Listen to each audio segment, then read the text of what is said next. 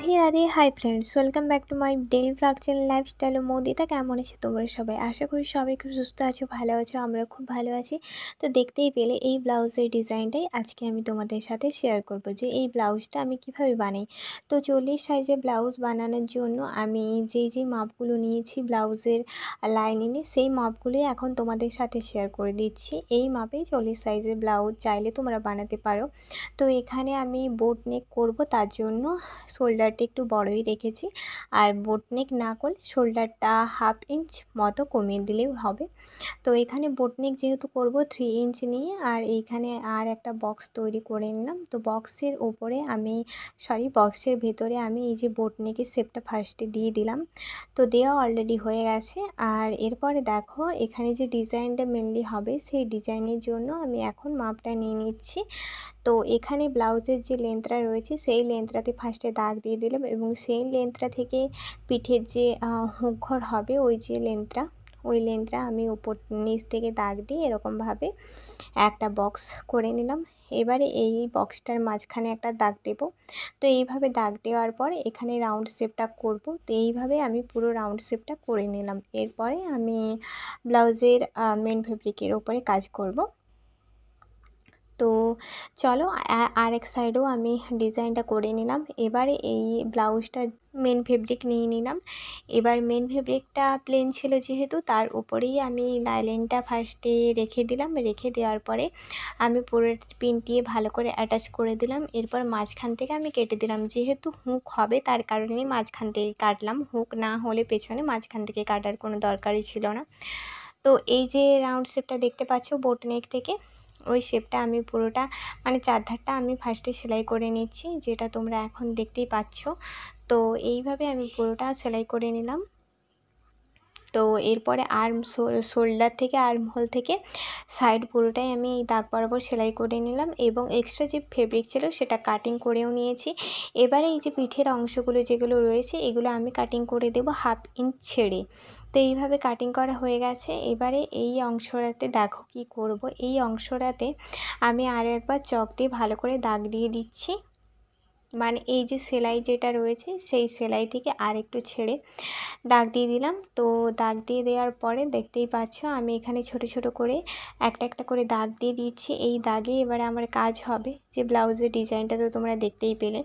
এবারে ব্লাউজটা যেহেতু ওই কালারটা ছিল, মানে হালকা আকাশি টাইপের, আর এই ব্লাউজে ছোট ছোট যে ফুলগুলো ছিল ওগুলোতে গোলাপি লাল এরকম ধরনের ছিল। তো আমি ভাবলাম এখানে ডার্ক পিঙ্ক কালারে এই মানে কাপড়টা ইউজ করা গেলে ভালো লাগবে দেখতে। এবার শাড়ি বা ব্লাউজের কালার কম্বিনেশনের উপরেই এই কাপড়টা দেওয়া উচিত আশা করি, কারণ কি অন্য কাপড় দিলে তো ম্যাচ করবে না। তার কারণে যেহেতু পিঙ্ক ছিল শাড়িতে, তো সেই হিসেবেই আমি এখানে দেখো একটা দড়ি বানিয়ে নিলাম, এবং দড়িটা কিভাবে বানালাম কি করলাম সেটা তো তোমাদের সাথে শেয়ার করলাম। এবার এটাকে মুড়ে মাঝখানটাতে ফাঁকা রয়েছে দেখতে পাচ্ছ।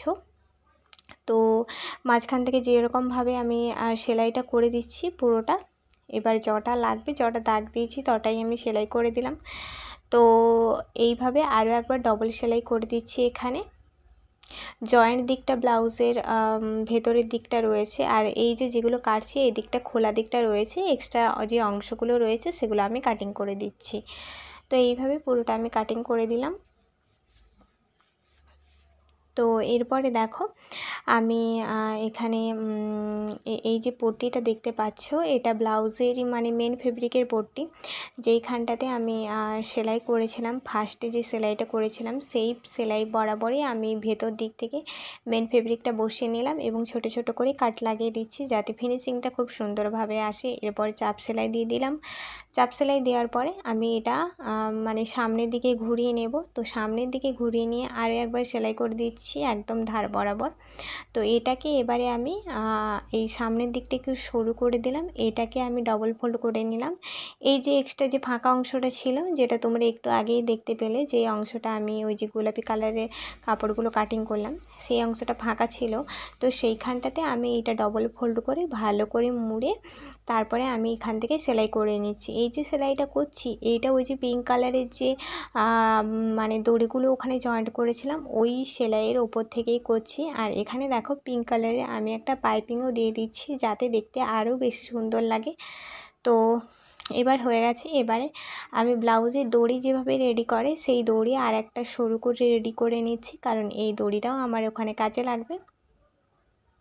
তো দড়িটা তোমরা মাপ অনুযায়ী রেডি করতে পারো। আমার যতটা মাপ মানে কাপড় লাগবে দু সাইডে করার জন্য সেই কাপড় অনুসারে আমি নিয়ে নিয়েছি আর সেলাই করে নিয়েছি উল্টো দিক থেকে। এরপর সুতো দিয়ে ভালো করে আমি ওই দড়িটা সামনের অংশটাকে বার করে নেব, মানে দড়িটা যেটা তৈরি হবে ব্লাউজের যেভাবে দড়ি বানায় মানে পিঠে বাঁধার জন্য সেই রকমই দড়ি একটা বানিয়ে নিলাম। তো এরপর দেখো এখানে সেফটি পিন আমি মাথায় লাগিয়ে দিলাম এবং এই প্রত্যেকটা ঘরের ভেতর থেকে মানে এই যে পিঙ্ক কালারের যে এগুলো মানে দড়িগুলো অ্যাটাচ করেছিলাম ওই ঘরের ভেতর থেকে আমি ওই যে দড়িটা যেটা দেখতে পাচ্ছ এখন কাজ করছি ওই দড়িটা আমি ভালো করে এখানে লাগিয়ে দিলাম। তো এরপরে দেখো এখানে যেহেতু বোটনেক রয়েছে, বোটনেকের জন্য আমি এখানে কাপড়টা রেডি করে নিলাম, কারণ ওইখানটাতে আমাকে এবার পট্টি দিতে হবে। তো সেই কারণে ওইখানের পট্টিটা আমি রেডি করে নিচ্ছি কাটিং করে ভালো করে। তো এরপরে আমি এই বোটনেকটা কমপ্লিট করে নেব পট্টি দিয়ে।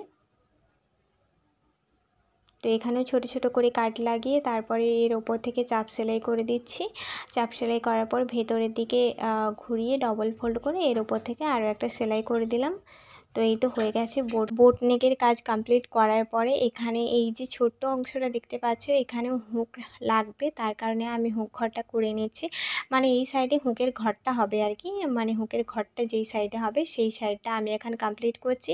আর এখানে আমি মেন ফেব্রিকটাই ইউজ করছি, কারণ এখানে যেই সাইডে হুকের ঘর হবে সেই সাইডে তো মেন ফেব্রিকই ইউজ হয়, তো সেই কারণে আমি মেন ফেব্রিকটা ইউজ করছি।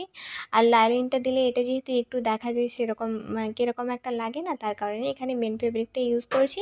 আর নিচের দিকটাও যেহেতু হুকের ঘর করতে হবে তো সেই কারণে আমি নিচের দিকটাও মেন ফেব্রিকটা সেমভাবে ইউজ করে যেভাবে হুকের ঘর তৈরি করে তো সেইভাবেই আমি করে নিচ্ছি। এই হুকের ঘরে তো অনেক ভিডিও মানে প্রত্যেক দিনই বলতে গেলে ব্লাউজের সাথে আমি শেয়ার করি, তার কারণে ডিটেলসে বলছি না। তোমরা যদি কেউ জানতে চাও ডিটেলসে অবশ্যই জানিয়ে দাও, আমি আলাদা করে ভিডিও করে অবশ্যই তোমাদের সাথে শেয়ার করব। তো যাই হোক এখানে দেখো আমি টেকিংটা দিয়ে দিলাম। তো টেকিংটা দেওয়া কমপ্লিট করার পরে আমি এখানে কোমর পট্টিটা লাগাবো, সেই কারণে কোমর পট্টির জন্য আমি এখানে লাইলিনটাই ইউজ করছি। তো কোমর পট্টিটা যেভাবে বসানো হয় তো সেইভাবেই কোমর পট্টিটা আমি বসিয়ে নিলাম। এর ওপর থেকে আমি আরও একটা চাপ সেলাই দিয়ে দিলাম। তো চাপ সেলাই দেওয়া হয়ে গেছে, এবারে এটা ডবল ফোল্ড করে ভেতরের দিকে আমি ঘুরিয়ে ডাবল ফোল্ড করে এর ওপর থেকে সেলাই করে দেব। আর এই যে হুকের যে ঘরটা করেছি ওই সাইডটা একটু মুড়ে দিতে হবে এবং ভালো করে সেলাই করে দিতে হবে। তো এই তো হুকের ঘরটা মোটামুটি কমপ্লিট হয়ে গেছে আর এক সাইডে ব্লাউজটাও আমার মোটামুটি কমপ্লিট হয়েও গেছে। এবারে তোমাদের সাথে ব্লাউজের ফাইনাল লুকটা একটু পরে শেয়ার করব। তো যাই হোক এখানে আমার ব্লাউজের কাজটা মোটামুটি কমপ্লিট, অপর দিকটা আমি সেমভাবে করে নেব। আর তার আগে হ্যাঁ, এই যে পার্টটা রয়েছে যেটা ব্লাউজের পার্টটা তো সেই পার্টটা আমি এখানে বসিয়ে দিচ্ছি, এটা আমি সেমভাবে অপর সাইডেও বসিয়ে দেব। আর আমি হুকের ঘর যেটা করেছি সেইটা ছেড়ে কিন্তু বসাচ্ছি, যেটা তোমরা লক্ষ্য করতে পারছো, কারণ কি ওইখানে যেহেতু সেই সাইডে ব্লাউজের মানে আর একটা পার্ট ওখানে ঢাকা থাকবে, তার কারণে আমি ওর ওপর থেকে করলাম না, মানে হুকের ঘরের ওপর থেকে করলাম না, ওটা ছেড়ে আমি ওখানে সেলাই করে দিচ্ছি। আর এই তো হয়ে গেছে ব্লাউজের ফুল অ্যান্ড ফাইনাল ডিজাইন যেটা তোমরা এখন দেখতে পাচ্ছ। এবার উপরের দিকে আমি একটা ফুল করেছি, তো সেই ফুলটা আমি লাগিয়ে দেব। আর ওই ফুলটার ভিডিও আমি এর আগের একটা ভিডিওতে হাতার সাথে শেয়ার করেছিলাম যে কিভাবে ফুলটা বানিয়েছিলাম, আরও একবার আমি তোমাদের সাথে শেয়ার করে দেব। এই ব্লাউজের পর শর্টসে আমি শেয়ার করে দেব ওই ফুলটা কিভাবে বানালাম। তো যাই হোক এই হচ্ছে ব্লাউজের ফ্রন্ট ডিজাইন, যেখানে আমি 3 টাক্স দিয়ে বানিয়েছি, প্যাডেড ব্লাউজ ছিল। আর এই হচ্ছে হাতাটা ফুল হাতা ছিল। তো এই হাতাটা এরকমভাবে ডিজাইন করা ছিল আর অর্ডার ছিল এরকম ফুল হাতা করা। আর সামনের গলাটা গোল গলারে রেখেছি। আর পেছনের ডিজাইনটা এরকম ছিল, যেটা আমি তোমাদের সাথে এখনই শেয়ার করলাম। আর ওই মাঝখানে আমি গোল্ডেন কালারের পুঁতিটা ইউজ করেছি, আর উপরে এবং নিচে দুই সাইডে মানে হুকটা রয়েছে। তো যাই হোক, ব্লাউজের ডিজাইনটা কেমন লাগলো অবশ্যই কিন্তু জানিও। ভালো লাগলে ছোট্ট করে একটি লাইক করে দিই, আর অবশ্যই কিন্তু আমার চ্যানেলটা সাবস্ক্রাইব করে রেখো আরও সুন্দর সুন্দর ভিডিও পাওয়ার জন্য। তো চলো টাটা, দেখা হচ্ছে নেক্সট ব্লগে। রাধে রাধে।